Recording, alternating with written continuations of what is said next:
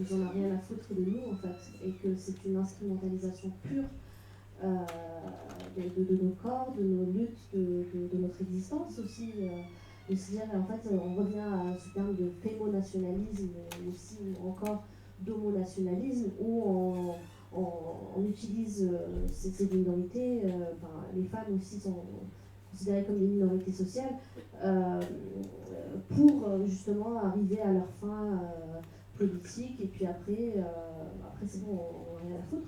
Après, c'est parce que aussi, pendant très longtemps et encore, les femmes racisées, c'est aussi les nourrices, c'est aussi les femmes de ménage, c'est aussi toutes ces femmes-là qu'on en a besoin pour l'immigration. Enfin, moi, je ne dis pas que c'est que ça, mais que c'est le discours justement de la droite et puis de la gauche aussi. Enfin, on soit clair, la gauche en France n'est pas aussi n'a pas de patte blanche non plus, et par rapport à ces questions de racisme.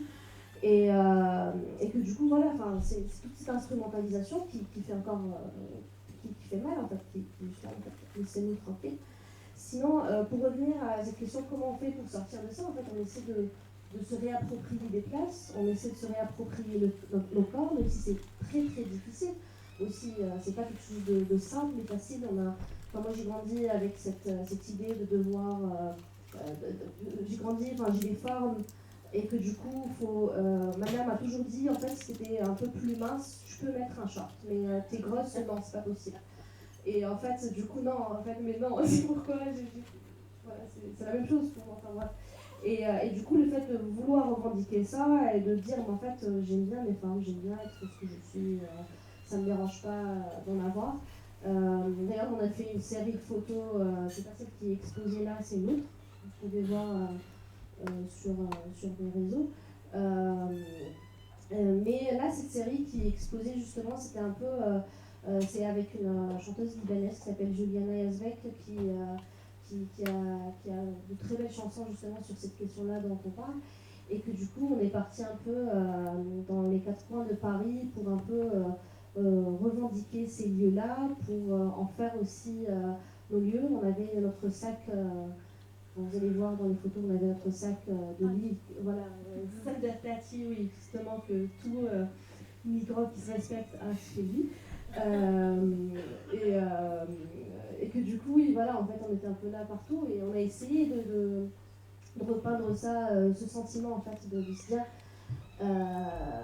on vient ici à la quête de la liberté, on se rend compte que la liberté est superficielle ici, et que du coup on en a besoin encore et encore de construire, de reconstruire et de lutter encore pour cette liberté, comme alors qu'on a d'une certaine manière fui un pays qui nous dit on n'a pas trouvé cette liberté en croyant la trouver ici, mais bon, c'est pas le cas. Et juste pour le point commun entre Maïma et moi, c'est que je pense que même si on produit de l'art principalement qui dit des trucs, notre médium, au-delà de la photographie, de la peinture ou quoi que ce soit, c'est d'abord nos corps. Donc toi, tu as fait une série sur ton corps à toi. Moi, mon médium principal, c'est mon corps parce que je me peins sur la gueule et après, j'imprime ça et je travaille ces images-là. Mais ma toile principale, c'est mon visage. Et il y a un truc qui, du coup, passe très mal avec mon père, par exemple. Enfin, je ne fais pas des photos ni dénudées ou quoi que ce soit. Juste le fait que je me montre, ça pose problème. Le fait que je travaille sur mon corps, ça pose problème. Et on a cette idée-là qui revient aussi avec la thématique du travail du sexe en général, le fait d'utiliser son corps comme moyen d'expression ou de capitalisation ou quoi que ce soit, c'est ce qui le détruit ou le dégrade. Moi, je pense que c'est faux, parce que quand on voit des ouvriers sur un chantier, c'est des gens qui travaillent toute la journée et qui tuent leur corps. C'est des PDG dans des bureaux qui sont bloqués comme ça toute la journée et qui, à la fin de la journée, ne peuvent même pas s'allonger dans leur lit. Je connais des gens comme ça qui sont obligés de dormir assis parce qu'ils sont bloqués de partout. Et est-ce que ces gens-là dégradent pas leur corps comme au même titre que n'importe qui d'autre qui utilise concrètement, activement son corps? Et moi, cette manière-là de jouer sur ce à quoi je ressemble, de modifier les traits de mon visage, etc., avec la peinture du make-up, c'est une manière de me réapproprier mon corps, certes, mais c'est aussi une manière de le renforcer. La peinture et le maquillage que je fais, c'est comme une sorte d'armure pour moi. C'est comment je me définis. Et je montre aussi que je suis tout aussi multiple que les femmes dans leur pluralité. C'est que je peux me présenter à vous de 12 manières différentes, mais derrière la peinture et le maquillage, c'est quand même la même personne. Et c'est ça qu'il faut que les gens ils comprennent. C'est qu'on peut se définir nous-mêmes et qu'on n'a pas besoin d'attendre qui que ce soit. Moi, pour terminer sur ce point, je serais rapide.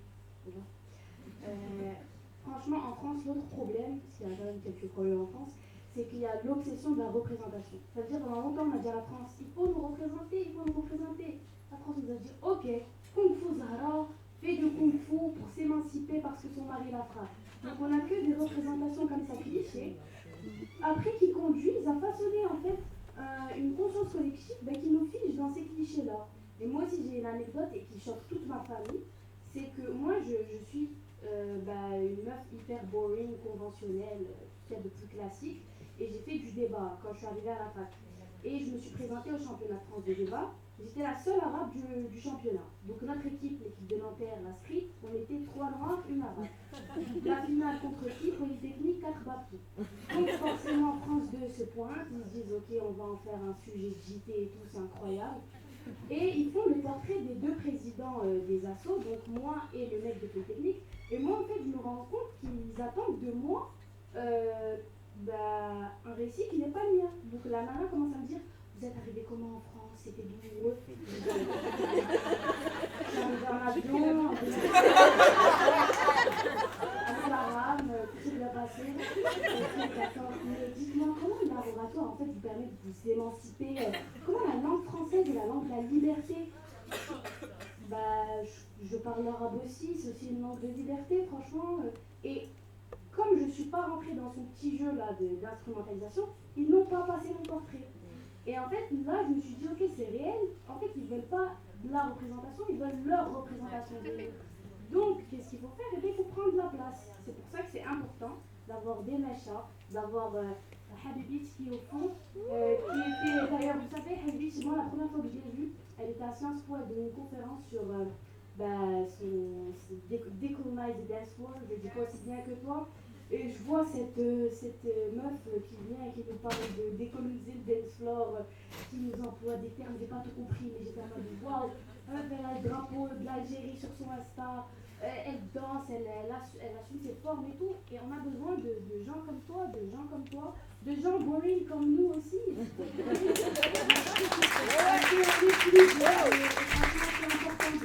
C'est important de nous réapproprier nos identités et ce que nous sommes. Je pense que c'est ça le plus important.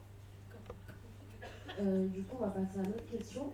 Donc, cette image, elle est fortement liée au rapport de pouvoir et de domination qui s'articule principalement autour du corps et des fantasmes qu'ils engendrent, dont celui de la beurette, mais pas que. Du coup, on a parlé de réappropriation de son corps, et je voulais vous demander, donc, déjà, qu'est-ce que c'est que se réapproprier son corps, parce que vous l'avez un peu défini, mais qu'est-ce que c'est en soi et comment réussir à se réapproprier son corps? Du coup, je prends premièrement, je parle encore une fois de mon point de vue, après chacun fait comme il peut, utiliser son corps, première étape. Donc, moi, je prends mon corps comme médium pour faire des choses qui veulent dire d'autres choses. Ensuite, dans les faits et tout ce qui est rapport de force, etc., je vais parler d'une des œuvres que j'ai faites. Comme j'ai dit, je reproduis des peintures qui existent sur mon visage et je crée du coup de nouvelles œuvres avec mon visage inclus dans la toile de base qui est faite par un autre artiste. Et j'ai pris du coup sur cette série-là que des toiles qui sont affichées chez moi et du coup c'est des visages un peu monstrueux et tout avec lesquels j'ai grandi. Et un de ces tableaux c'est Wisha. Et du coup Wisha, quand on met ou dans un mot, c'est affectueux et c'est un petit diminutif. Donc Wisha c'est ma petite Aïcha et en lien avec Aïcha Khadija que plein doivent connaître. Et Aïcha Khadija c'est le mythe d'une sorte de succube, d'un monstre un peu l'équivalent de la dame blanche avec des pieds de bouc. Et c'est une nana qui vous attend sur le bord de la route et qui séduit les hommes de je ne sais quelle manière et qui arrive à les emmener avec elle et qui les tue. Ces hommes-là qui étaient du coup dans l'histoire des colons portugais. Et moi, quand j'étais petite et qu'on me racontait plein de ces histoires-là avec les cousins et tout machin, mes grands cousins voulaient que me faire peur avec ce genre de trucs. Et moi, qui ai une anxieuse profonde, il y avait toujours ma mère et ma grand-mère qui étaient là, non mais on va te raconter la vraie histoire derrière ces mythes qu'on utilise pour te faire peur, pour que tu aies moins peur le sang et que tu puisses voir tranquille et que tu ne te fasses cacher.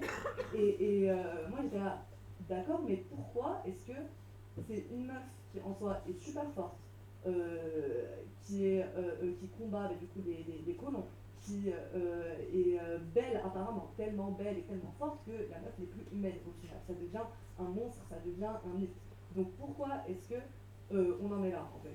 Et cette manière-là de m'inscrire et de m'ancrer dans cette peinture qui initialement est quelque chose pour revaloriser l'image d'Aïcha Khadija, c'est un peu ma manière de lui rendre hommage aussi, parce que en parlant des films, il y a un film qui s'appelle Khadija. J'ai trouvé ça en faisant des recherches vraiment sur Aïcha Khadija pour expliquer un peu le concept de mon truc. Et le film Khadija a été fait par quelqu'un qui n'a rien à voir avec la culture marocaine, voilà. Et c'est un film un peu d'horreur, mais très très mal écrit. Genre juste, mais vraiment juste la bande-annonce, elle te fout la gerbe, parce que c'est littéralement comme la meuf le film là, Le Cercle qui sort sa tête de la télé avec ses cheveux comme ça, c'est la même ambiance. Et je suis là, mais c'est vraiment ça que vous avez envie de nous raconter, vous n'avez pas honte. Et j'ai même pas eu envie d'aller regarder le film parce que je savais que ça allait pas aller plus loin que ça. Parce que c'était juste ce discours-là. Alors que non, cette meuf-là est incroyable, qu'on a besoin d'entendre sa vraie histoire, qu'on a besoin de savoir pourquoi est-ce qu'on l'a diabolisée, pourquoi est-ce qu'on l'a démonisée, pourquoi est-ce qu'on la rabaisse et qu'on la réduit un peu à ce mythe-là. C'est parce qu'on a peur de ce genre de truc. Et moi, j'ai envie de me mettre dans cette position-là, de meuf qui fait peur aux hommes.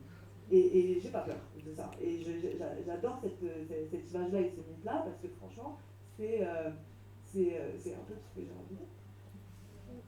Moi, je dirais aussi, par rapport, pour répondre à la question, enfin, j'ai un mot clé, ça serait restriction. En fait, il ne faut pas se restreindre. Dans le sens où, par exemple, je vois pas pourquoi on devrait constamment se poser des questions de est-ce que si j'achète des cuissards, ça va être vulgaire? Est-ce que si je mets une veste léopard, ça va être vulgaire? Est-ce que je dois me couvrir? Est-ce que si je me couvre, je vais paraître trop pressée? En fait, à un moment, juste vis et fais ce que tu souhaites faire. Par exemple, moi, j'aime énormément tout ce qui est bijoux marocains et tout ce qui est vraiment culture et artisanat marocain, dans le sens où même des choses assez personnelles et vraiment des détails, je vais faire en sorte que ça vienne de la culture marocaine. Par exemple, mettre une crème avec une odeur de fleur d'oranger ou un parfum avec de l'eau de rose ou des choses qui rappellent vraiment en soi cette identité qui peut en soi se confondre avec l'orientalisme. Et en fait, assez souvent, on me dit mais justement, t'as pas peur de tellement jouer genre justement avec tous ces codes un peu d'artisanat, de beauté orient, etc., on te calque en fait cette étiquette orientaliste. Et en fait, c'est mon problème parce que c'est ma culture. Donc si je veux mettre ça, je veux faire et qu'on foute la paix en fait. Donc c'est tout. Et c'est pour ça que je dis en fait ne pas se restreindre et à un moment s'il y a des choses qui sont dans ta culture que tu aimes, qui te plaisent, en fait c'est juste censé être normal que tu veuilles aussi les mettre en valeur ou pas. On est aussi de ne pas les mettre en valeur.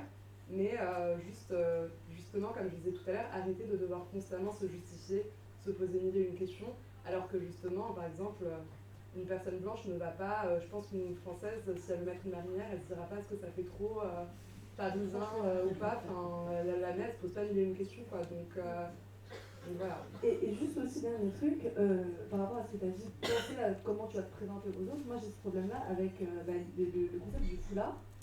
Ça, c'est un truc, moi j'adore mettre des écharpes sur ma tête, quoi. C'est juste parce que soit j'ai froid, soit parce que c'est stylé, soit parce que ma grand-mère, par exemple, qui portait pas le voile comme on l'entend là aujourd'hui, mais qui aimait bien juste se couvrir la tête en sortant. Ça, c'est des trucs qu'on retrouve aujourd'hui dans les codes de la mode et qu'on veut complètement dissocier de cette esthétique-là. Et moi, quand je vais sortir demain, par exemple, avec une écharpe sur la tête que j'aurais bien stylée, les gens me regardent en mode ok, la meuf, elle a les cheveux qui sont couverts, elle fume une clope, elle a du rouge à lèvres Bordeaux, qu'est-ce que ça veut dire? Ça veut rien dire. Je bois juste mon café en terrasse, quoi. C'est pas, je veux rien dire par ça. Mais ça, quand même, c'est des trucs que j'ai en tête avant de faire ça. C'est très intéressant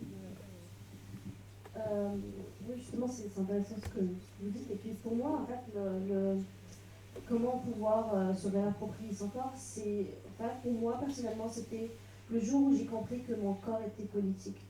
que je pouvais en faire aussi une lutte politique, que je pouvais en faire un instrument, et que pour moi, justement, cette question du voile, moi, je ne suis pas une personne religieuse, pas du tout, enfin, je viens d'une culture religieuse et d'une famille très religieuse, mais je ne le suis pas, mais sauf que cette question de porter le voile en France m'avait parlé à un moment, beaucoup, parce que pour moi, c'était politique. Parce que, en fait, je veux le porter parce que c'est politique, parce qu'ils n'aiment pas quand une femme porte un voile, je ne sais pas d'ailleurs pourquoi. Et que voilà, en fait, c'est juste dire aussi, en fait, de se réapproprier son corps et en faire absolument ce qu'on veut, peu importe si c'est bien ou mal, que ce soit d'un côté ou d'un autre. Parce que aussi, il faut savoir aussi, on est aussi dans ce clivage, on est au milieu de beaucoup de choses. On est au milieu de beaucoup de choses, et après, moi, je le résume, on est contre le conservatisme, et le conservatisme, ce n'est pas juste un conservatisme religieux comme on le connaît, en fait, le terme qu'on connaît aujourd'hui. Le conservatisme, c'est toute personne qui interdit à d'autres personnes d'exister, en fait, et d'être soi-même. Donc peu importe qu'on se couvre ou pas, qu'on soit d'une manière ou d'une autre, pour moi, voilà, c'est du conservatisme. C'est aussi cette incapacité d'être empathique envers l'existence des autres, envers la réalité des autres, et de dire en fait, peut-être, voilà, ils ont le droit d'exister. Et puis, moi aussi, personnellement, je suis perçue comme étant femme, mais je suis une personne non binaire, et que pour moi aussi, cette question de pouvoir sortir aussi et de avoir fait ce coming out avec moi et avec les autres, de se dire en fait, je suis non binaire, j'ai choisi de l'être parce que c'est comme ça que je me identifie, c'est comme ça que je sens.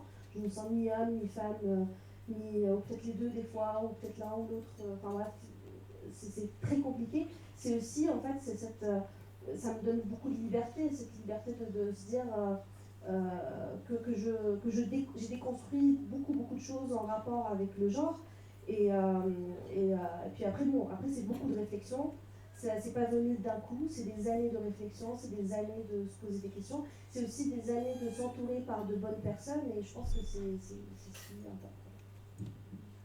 Je vous remercie, merci pour vos réponses et votre ouverture d'esprit. Est-ce que vous avez des questions en public, peut-être?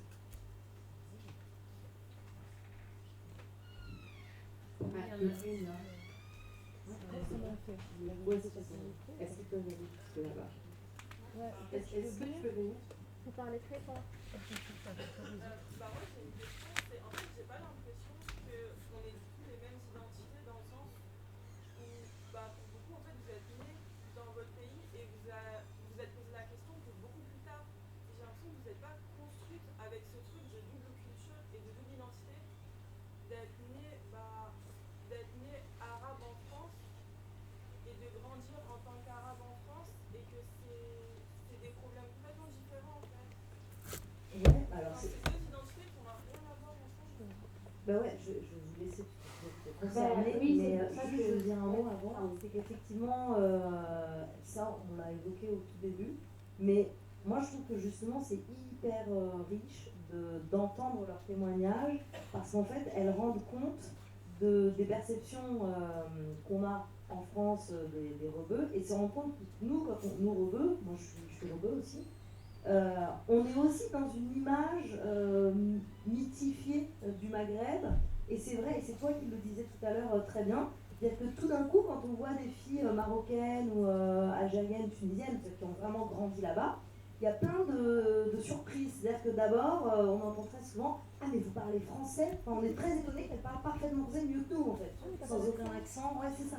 Donc, première chose. Et puis, cette idée du bled, le fait que, quand on parle du bled, nous, on parle de ces pays-là, alors qu'en fait, elle, quand elle parle du bled, elle parle de la campagne. Et en fait, on se rend compte que tout d'un coup, nous-mêmes, on a des perceptions complètement faussées des pays de nos parents, enfin, on peut en avoir, des personnes complètement faussées, et qu'on associe ces pays à nos parents, alors qu'en fait, il y a des gens de notre âge qui vivent là-bas aussi. Donc il y a cette espèce de cristallisation à un moment, c'est-à-dire que ces pays se sont figés dans la mémoire de nos parents et dans la transmission qu'ils nous ont faite. et que je trouve que l'arrivée de Maghrébins, au sens de gens vraiment qui sont nés là-bas, avec une nouvelle génération, avec un nouveau discours et aussi avec un discours politique très fort comme celui qu'on a entendu ce soir dans vos bouches à tous les quatre, et ben ça nous perturbe nous aussi. Et je pense que le point où ça nous perturbe le plus, c'est dans notre perception de la religion et de la question du féminisme des femmes arabes. Je trouve que là, ça pose, tu as dit tout à l'heure que là on a un problème, effectivement là on a un problème. Et je crois que pour en sortir, le seul moyen c'est de se rendre compte que toutes les questions qui se posent sur la religion musulmane en France, c'est un problème purement franco-français. C'est-à-dire que quand tu traverses la Méditerranée, tu te rends compte que là-bas, le problème de la religion, il ne se pose pas du tout de la même manière. C'est-à-dire qu'il y a une lutte laïque pour essayer de repousser la religion dans l'espace privé et de se débarrasser de ça dans l'espace public. Alors que nous, en France, le problème, on ne peut pas se le poser comme ça, parce que la religion musulmane, c'est la religion des premiers disqualifiés et des premiers qui subissent ce racisme hérité de la colonisation. Donc le problème, on ne peut pas le poser de la même manière. Et ce qu'elle nous apporte, alors là, je parle de cette question-là, mais depuis tout à l'heure, tout ce que vous nous dites, ça nous amène à réfléchir. Mais ça nous fait voir combien on est un produit purement français, les rebeux. C'est pour ça que on a appelé ça Beurette un fantasme français. C'est une construction française, héritée de la colonisation, mais c'est une construction française. Ouais, vraiment. Et d'ailleurs, nous, on n'est pas pour la séparation de la religion et de l'État au Maroc, on veut pas de problème. Ouais, c'est moi qui l'ai dit. Ouais. Quand t'as dit ça, j'ai dit, on est dans la merde. C'est vraiment, on adore. Je porte l'ancienne responsabilité de mes propos. Mais par contre, ce que tu dis, je ne sais pas comment tu t'appelles. Nesma, bah enchantée, Ce que tu dis, en fait, c'est très vrai, parce qu'on n'est pas tiraillés de la même façon. Et d'ailleurs, c'est pour ça que nous, on ne veut jamais s'approprier vos récits à vous, parce qu'ils sont tellement différents des nôtres. Mais je pense qu'on pourrait être alliés, parce qu'on a des problématiques communes, on a des luttes qui pourraient être communes, et qui sont communes indirectement aujourd'hui. Et je pense qu'il y a une chose aussi, que parfois on ne réalise pas en France, c'est que nous, on sait beaucoup de choses de vous. Et d'ailleurs, ça, c'est un monarque de chez nous qui l'avait dit une fois. Il a dit, nous, on sait tout de la France et de ces gens. Mais la France ne sait pas beaucoup de choses de nous. Et ça, c'est vrai. C'est que nous, on sait qu'il y a des nouvelles luttes en France. Voilà, on sait ce que c'est la lutte intersectionnelle. On sait qu'il y a eu un courant universaliste. On sait qui est qui. Mais il y a peu de gens qui savent vraiment ce qui se fait de l'autre côté de la Méditerranée, comment nous, on galère sur certains sujets, certaines problématiques. Donc je pense que franchement, on a tout à gagner si on met en commun nos forces vives et qu'on réfléchit ensemble. Oui, justement, c'est vrai que c'est totalement vrai, et on est différents, parce que c'est pas du tout les mêmes parcours, les mêmes, voilà, c'est pas la même vie, on n'est pas né ici, donc on n'a pas de passeport rouge aussi, donc du coup on n'a pas le privilège qui va avec, de pouvoir circuler, de pouvoir faire des choses, enfin bref, je dis ça.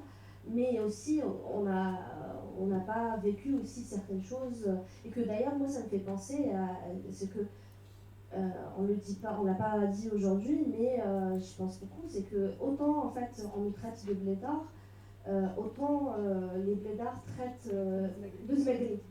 Et zmegri, c'est aussi une image très péjorative des gens qui ont grandi ici. J'ai beaucoup entendu aussi des gens un peu de cette élite marocaine qui vient faire leurs études ici, qui dit oui, non mais en fait ces gens ils représentent pas le Maroc, ils donnent une mauvaise image, et puis après tout ce racisme en fait ancré, où en fait non les Arabes, enfin tous ces Arabes qui votent à droite aussi, on les connaît, on en a beaucoup,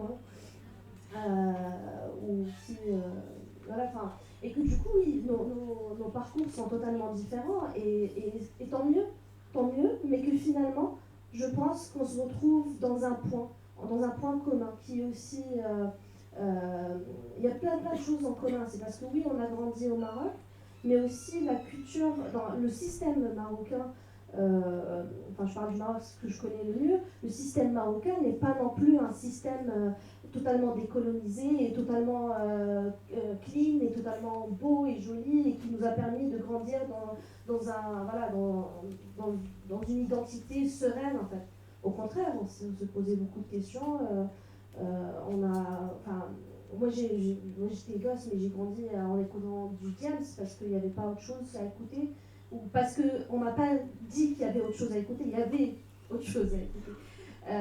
J'ai grandi aussi en me disant que, j'entendais dans la rue, partout, que la musique marocaine chabi c'est pour les gens populaires et que c'est pas bien, et que pas que c'est pas bien, mais voilà, que c'est pas quelque chose qu'il faut écouter, et que du coup c'est pas élégant justement. La Haïta aussi, alors qu'aujourd'hui la Haïta c'est devenu la mode que tout le monde revendique, et voilà, alors que la Haïta pendant longtemps c'était non, en fait c'est ta sous-culture, et que du coup finalement nous aussi on a grandi pour moi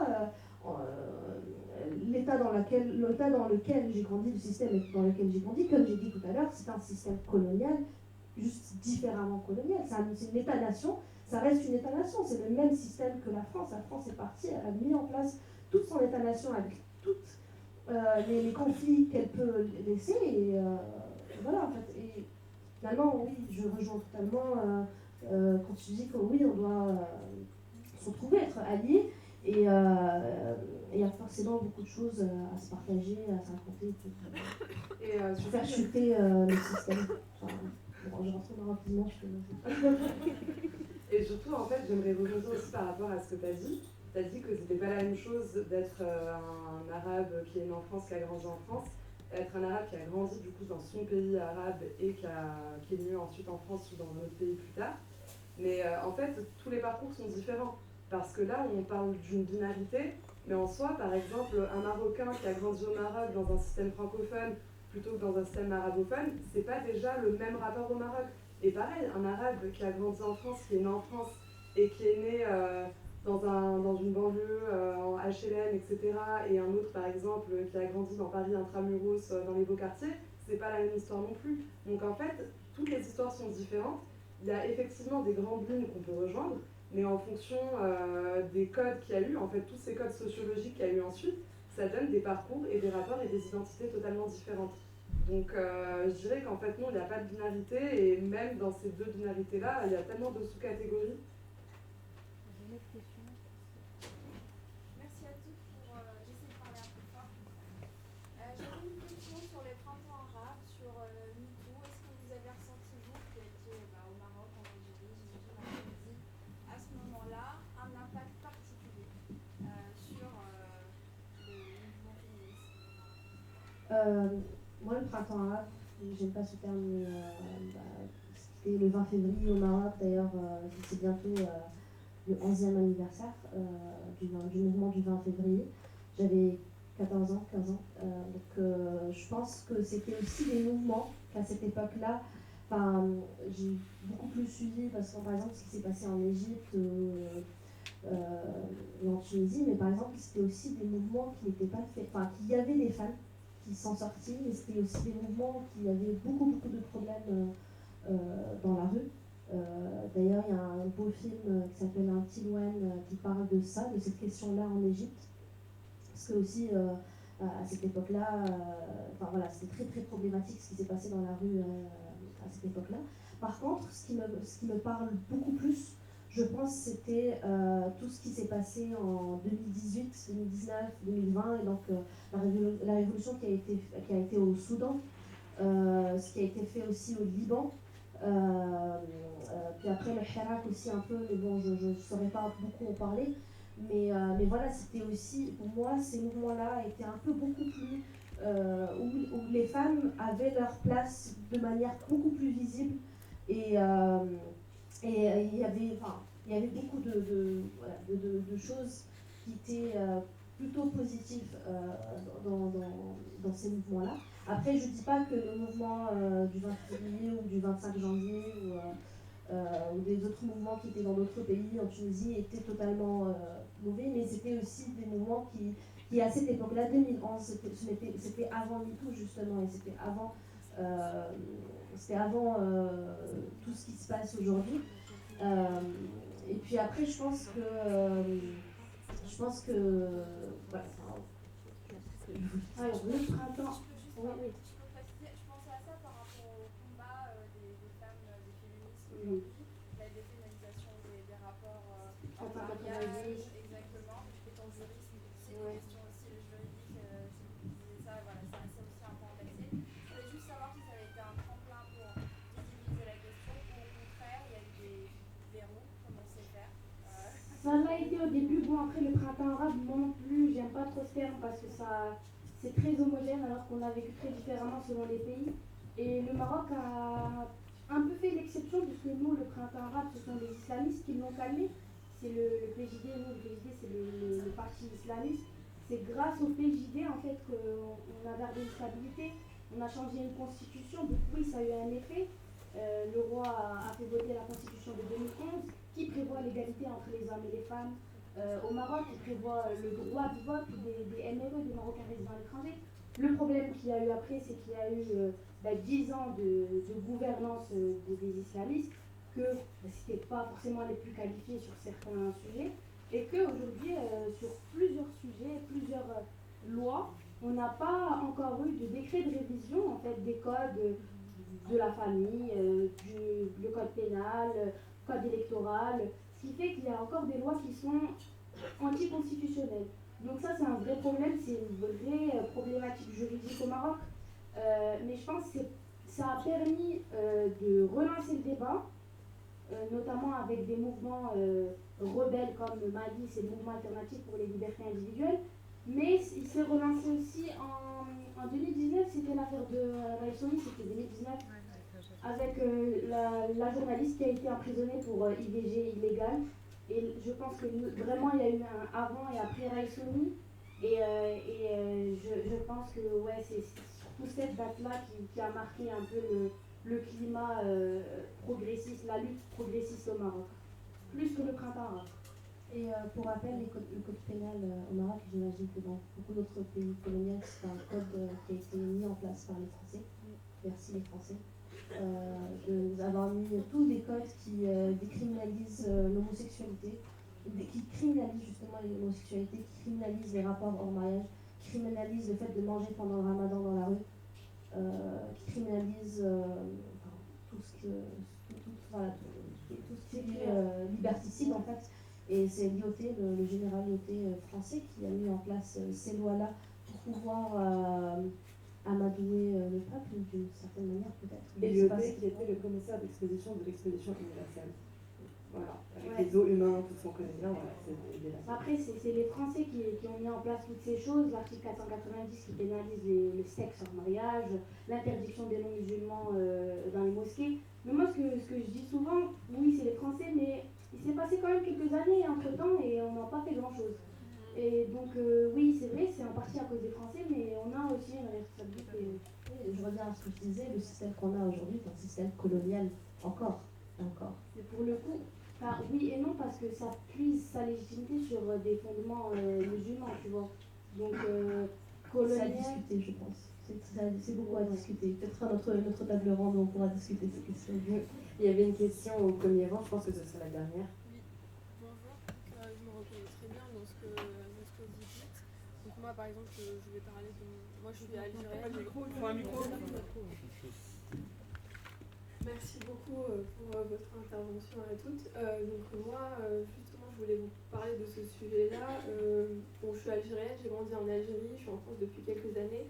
Et il y a une très très grande frustration par rapport au féminisme en France, c'est-à-dire que je vois que par rapport à ce qu'on a abordé, la droite, elle récupère toutes ces questions de voile et donc en fait, à gauche, on va dire, dans les milieux de gauche, dans les milieux même d'ultra-gauche, en fait, on est archi censuré quand on dénonce le patriarcat religieux et tout ce qu'on a subi en fait dans nos pays.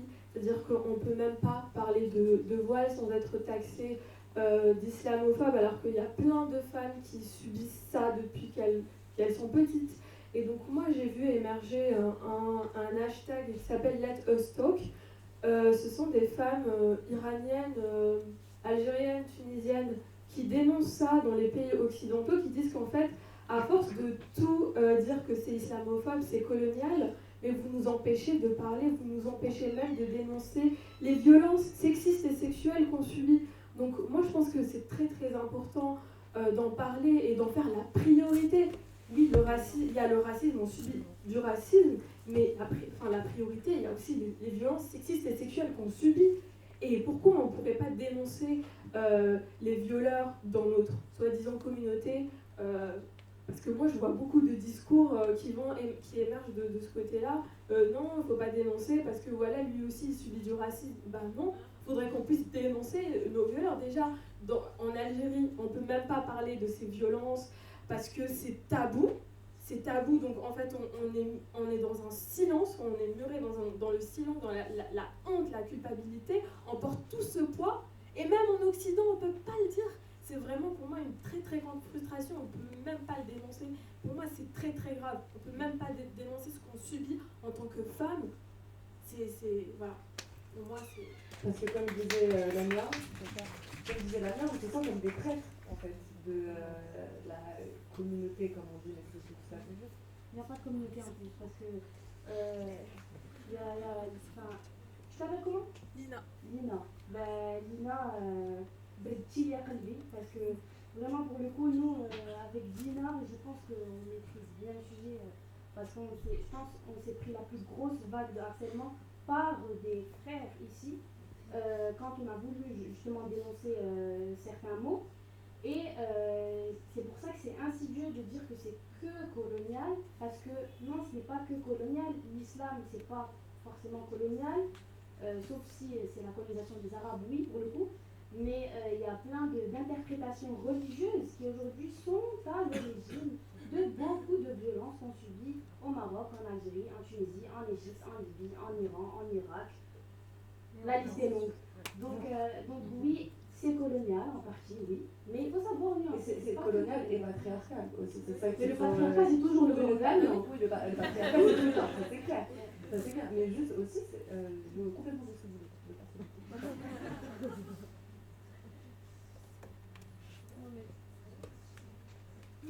Je crois que la question patriarcale, elle est absolument essentielle, parce que le patriarcat, c'est la matrice sur laquelle s'est développé ensuite, par complexification, tous les régimes de pouvoir et de domination. En conséquence, nous parlons ici d'une domination qui est planétaire et millénaire. Ce que l'archéologie féministe est en train de prouver d'une manière tout à fait claire et nette, que les systèmes de domination patriarcaux ont commencé à se mettre en place dès le néolithique. Donc bien avant que les questions de classe et de race soient évidemment mises en place. Et ça amène vraiment à réfléchir toutes ces questions de oui, nous sommes différentes, oui, les discriminations pèsent sur nous de manière différente en fonction bien sûr de nos histoires, en fonction de ce que nous sommes de manière tout à fait concrète. Mais tout ça, c'est un peu la fumée qui cache la forêt, quoi. Et d'une certaine manière, le fait qu'effectivement des violences ne soient pas exprimables par des femmes qui sont toujours, quel que soit l'endroit où elles naissent et où elles interagissent, prises en tenaille entre la domination qu'elles vivent et les hommes qui sont de leur communauté, quelle que soit la communauté, qui sont producteurs de cette violence. Et après, en fonction des configurations sociétales, c'est plus ou moins facile pour des groupes de femmes d'exprimer ça. Or, incontestablement, les femmes maghrébines ou d'origine maghrébine en France sont placées dans une situation encore plus difficile que d'autres groupes, pour des raisons qui sont historiques et qu'on a discutées ici. Mais en réalité, je crois que si on veut bien comprendre les choses, il faut les comprendre dans leur grande diversité. Mettre en place la question, parler de la question de la colonisation, c'est essentiel, parce que la colonisation a été planétaire, donc elle a produit des effets mortifères, toxiques à de très grands niveaux. Mais il y a aussi un principe de responsabilité.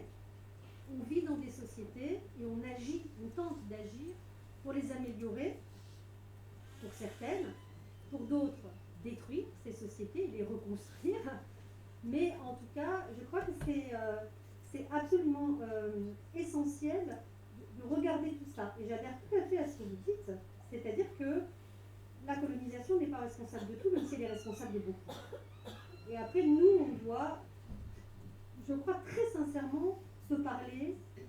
ne pas parler les unes à la place des autres, se parler, converser, affronter nos divergences, mais aussi nos similitudes, nous en avons beaucoup, et essayer de construire un autre discours qui permette de ne pas se retrouver dans la situation, évidemment, que vous évoquez, qui est probablement la pire.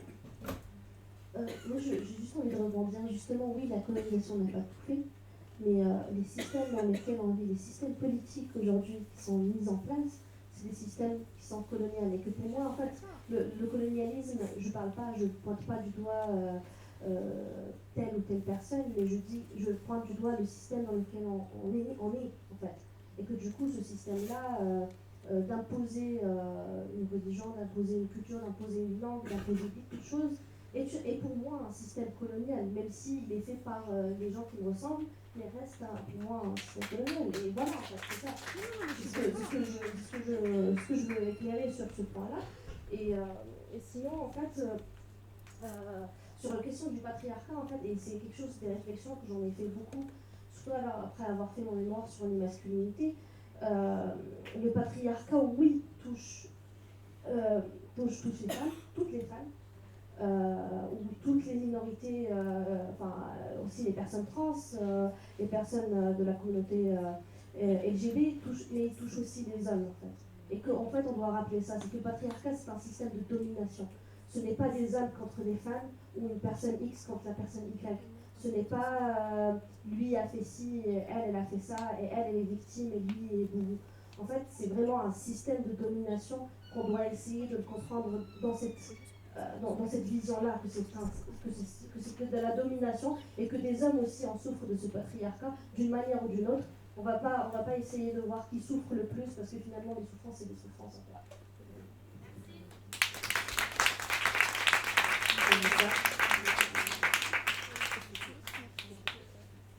Attends, Mélissa, elle veut juste arriver sur quelque chose.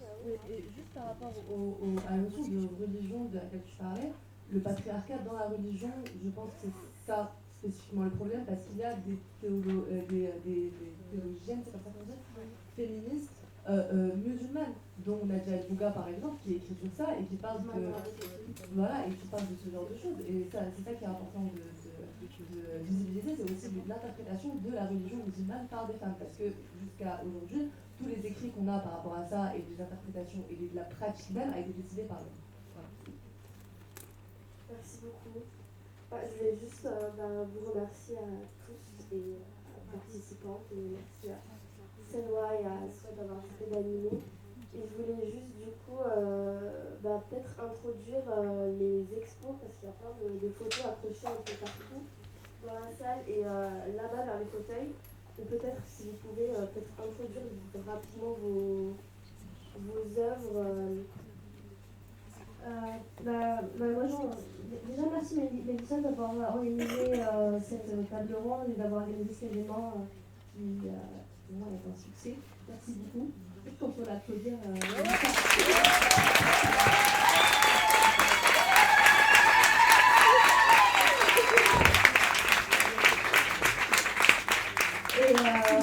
Et pour mon exposition, j'en ai parlé tout à l'heure, c'est une exposition en fait, qui est dans le cadre de la revue Maïkalis, qui est une revue à la base jordanienne et qui aujourd'hui existe dans toute la région, qui a été créée par Khaled Aboulhadi, qui est peinture aujourd'hui, je pense.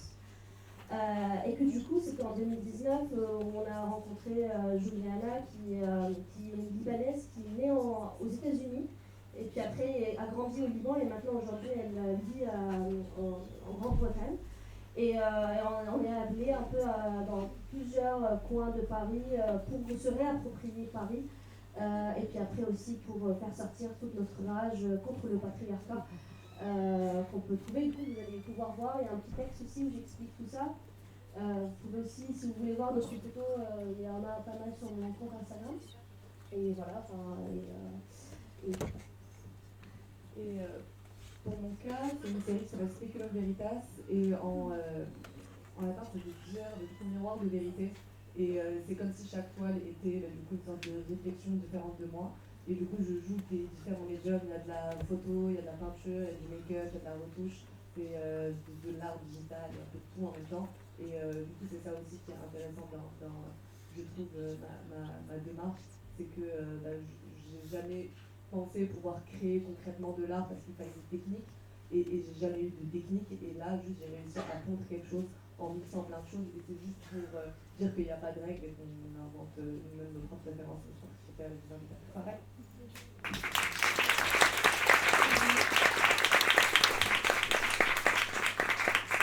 Juste pour terminer, remercier la Fédération du coup d'avoir vraiment bien réceptionné mon idée, mon projet, parce que c'est vrai que c'est vraiment une chance d'avoir des endroits comme ça où on peut libérer notre parole en tant que personne racisée, minorisée, et donc c'est vraiment une chance d'avoir des endroits comme cela où on peut se revoir et parler des sujets qui ne sont pas assez discutés. Merci beaucoup.